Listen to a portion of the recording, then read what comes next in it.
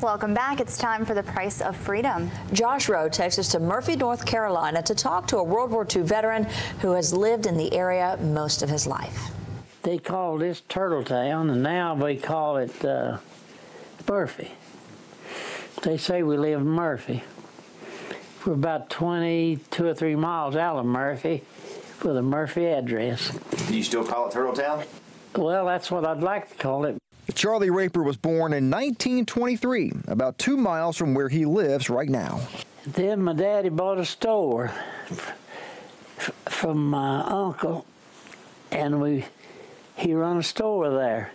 It's one of these stores where you, well, he was a farmer and a trader. Charlie's father opened his first store in 1925, then opened this store in the 1930s. It's now been in the family for 3 generations. TVA built this road through here, and then he bought this to get on the main road. In 1943, Charlie Raper got a draft notice. How did you feel when you got that draft notice?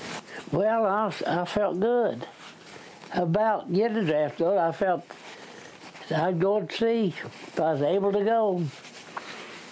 And I didn't back up on it. I was ready to go. He ended up in communications and was a teletype operator in England at an airfield. His job was to communicate with the pilots on bombing missions. He said the air base was bombed almost every night.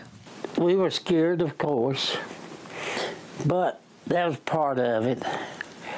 But in a day or two, we got to where we wasn't much afraid of it. He worked at that airfield for most of the war in Europe. Later on, a lot of the boys that was in my position, they took them to Germany and put them on the front line. He told us many of those men didn't make it back. Charlie Raper got to go home in December of 1945, and he then worked for TVA for a few years around East Tennessee. If I come home one weekend, I never went back. I said, I'm through. I stayed right here and never went back.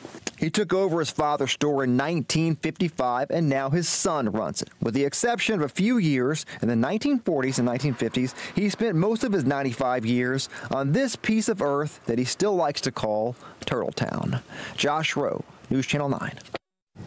And Mr. Raper says his 3 brothers also served during the war and one during the occupation of Germany.